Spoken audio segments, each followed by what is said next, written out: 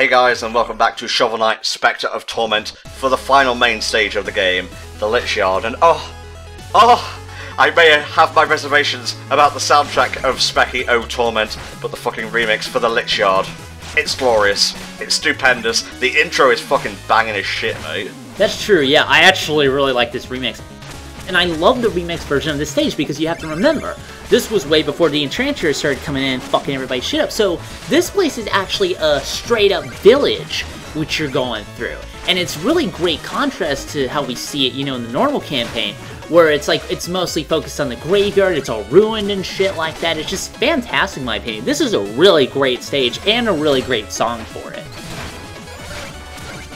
The boss of the Lich Yard, I'm not going to spoil who it is, although, actually, come to think of it, you see who it is when you select the stage. Fuck it, it's the Phantom Striker. He kicked my ass 7 ways from Sunday, mate. I actually lost to him, like, once. I think at this point I had the Skeleton Sentry, so my strategy there was to kind of set him up while trying to play mostly defenses. I'll talk more about that fight when we get there. Same gimmick from the other version of the Lich Yard returns, in that, sometimes you'll have to use lightning in order to see your way. Again, it can be as dangerous as you'll allow it to be if you're not taking things slow and defensive. But again, it's very thematic and good for the stage. For sure, for sure. I have to say, if there's one thing I miss from, like, Shovel of Hope and Plague of Shadows, it's finding curios inside the levels themselves, but that really is a nitpick at this point, I think. That's true. I much prefer finding them in the stages as opposed to, just buying them. But I guess that's what the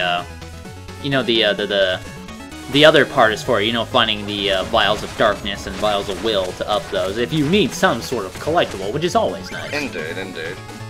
What do you think the collectible, or I guess gadget name is going to be in King Knight's campaign, mate? Baubles? Ooh, that's really good actually, I like that. You're right, that is really good. Thank you. You're welcome. You may use that, Yacht Club. I know you're probably already on the way, but I would not be surprised if you delayed it a little bit longer to incorporate my suggestion. Thank you, I will take credit. Actually, I have a better one. Trinkets. Okay, you know what? Actually, trinkets would be pretty good, I think. Either one, either way, we will split the inevitable profits 50-50. I think this will work out really well for both of us. Either way, it will pay better than a month's salary at HFC.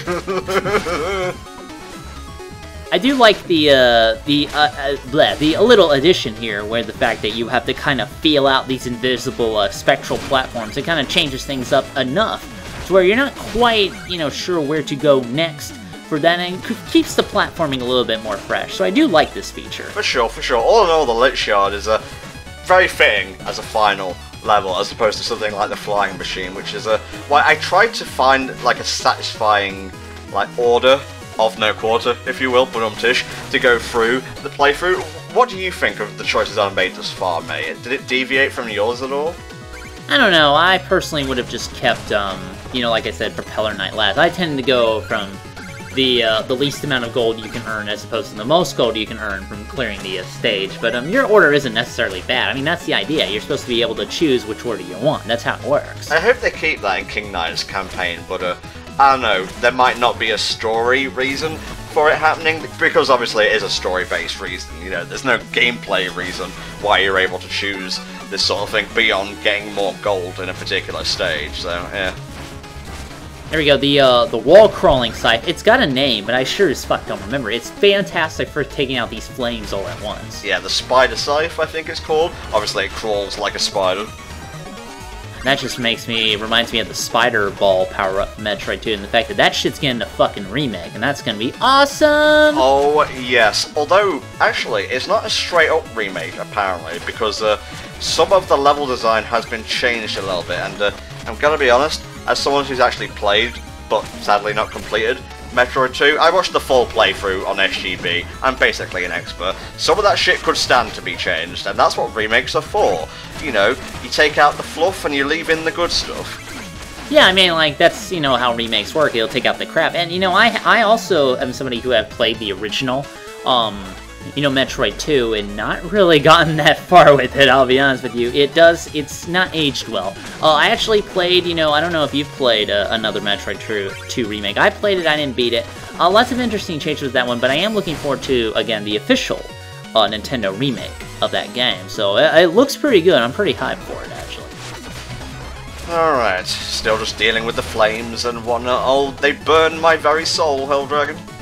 Well, I suppose, if you're walking around in fire. Oh, this fire hurts. What's going on here? Ah, fire indeed hot. The Spectre shall help.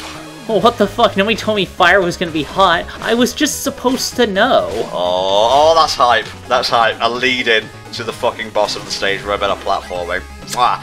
An Italian guy doing a kiss with this hand symbol motion. I don't know how to properly describe that meme. I'm sorry. This is also pretty fucking hype. I do like how they destroyed the platform and just kind of introduced a new one. I'm also surprised you did not find the extra room in this level, where it's actually another layer that Donovan made before he became the Spectre Knight. You do get an achievement for that when you find it, and it's obviously the place where the phase locket is going to be kept. I'm kind of surprised you didn't put it here. Oh, well now I just feel sad. Good.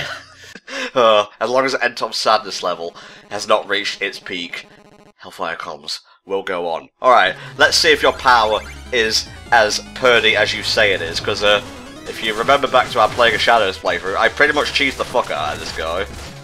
The main thing with Phantom Striker is that you're gonna have to be very defensive, because he loves to shoot his lightning shit everywhere. He'll shoot him projectiles, he'll throw these balls across the screen. It can be hard to kind of get in on him and kind of do consistent damage. After a while, he's going to be doing stuff where he's just constantly raining lightning down on the arena. My preferred strategy is, like I said, to use the Skeleton Sentry to try and get him to the point where I can tag him with projectiles.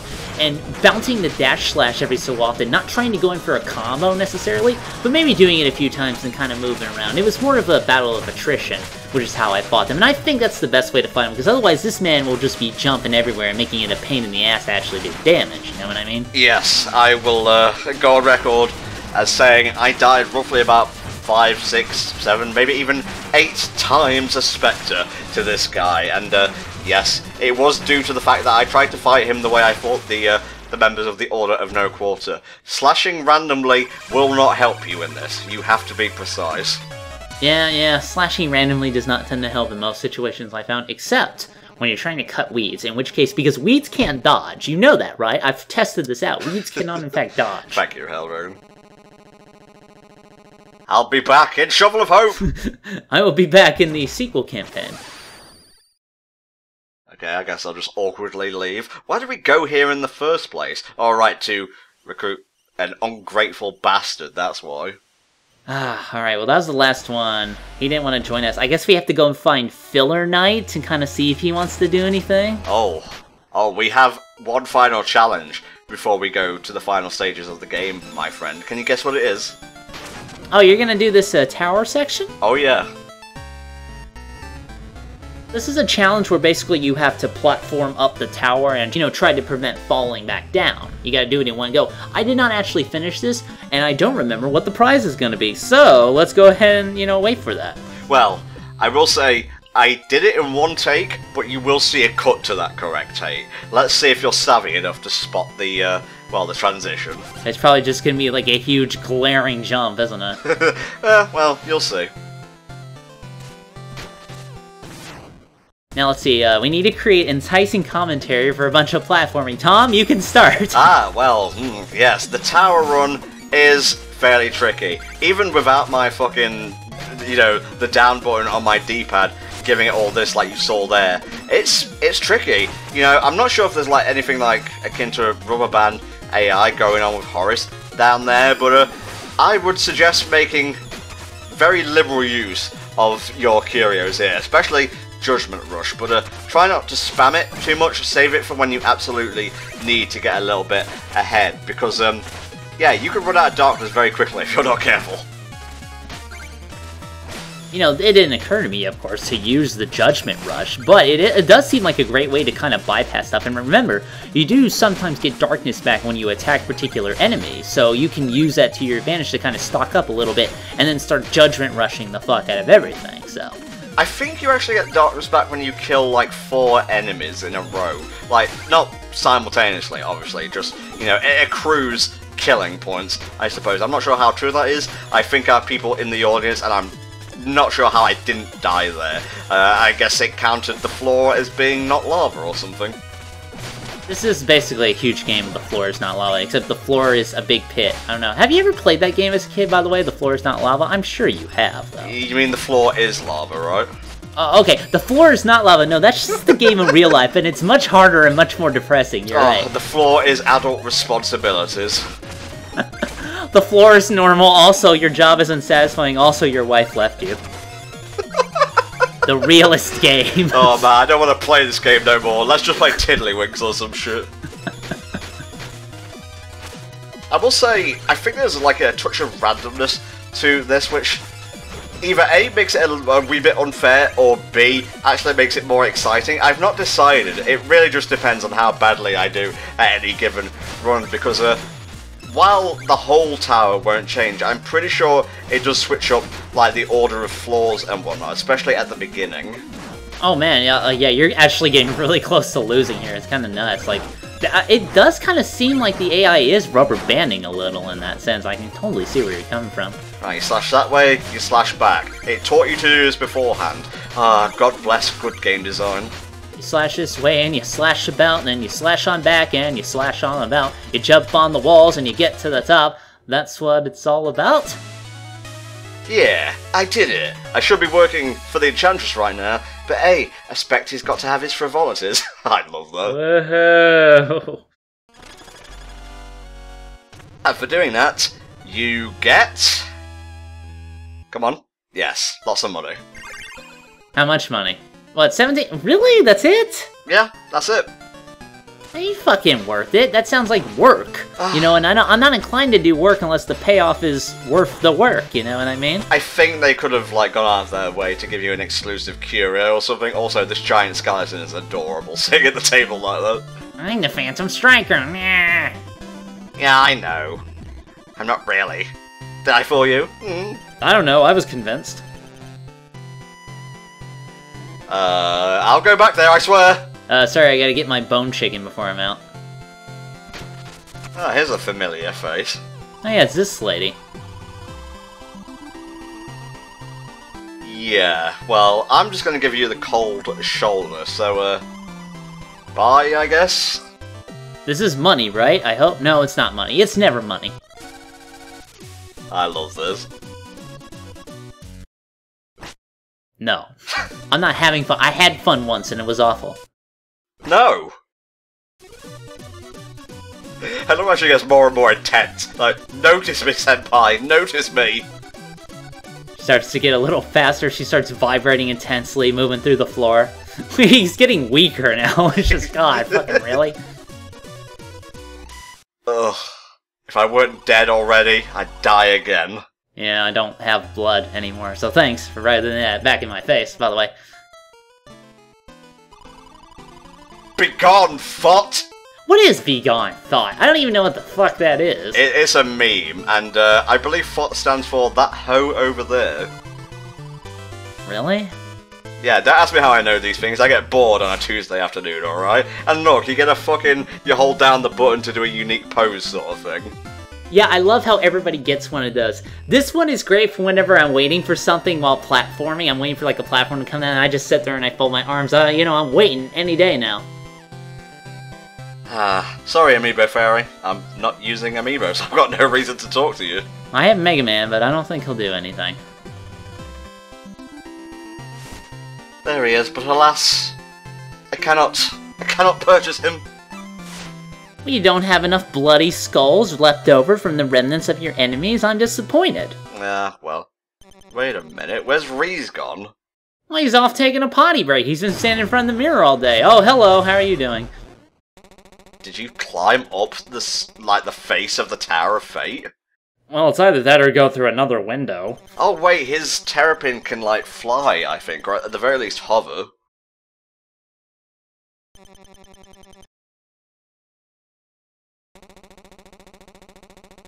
Well... I seek celebrities to mac on, and none are here.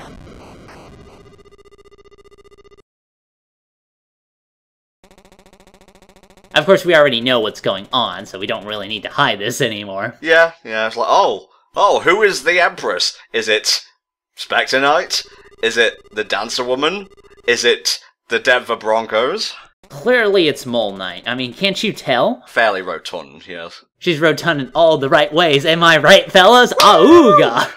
I feel dirty. Yeah, I feel a little dirty too. I'm sorry. Please stop calling me Donovan. That's my slave name. Of course, Specter Knight is a little pedoed about this, so he doesn't think straight. As we've seen before, this definitely does not get him in trouble whatsoever. Oh, I like how he points his weapon like he would do, like, well, back in his old life. And thus he died, the end. Are you not gonna fight me? No? Okay. Aha, I'm back, your favorite character. Oh, I missed you, buddy. He's like the only character besides Red who Specter Knight has a bit of a rapport with. Yeah, I suppose in a den of evil you have to have rapport with somebody. Oh man, this is not ending like this. I will have my spectoral revenge.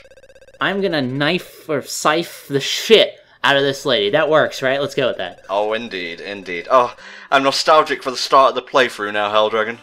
Yeah, it was only like, what, 9 parts ago? That was such a long journey, wasn't it? It's weird how all these playthroughs add up to 10 parts, but alas, that is a 2D platformer for you.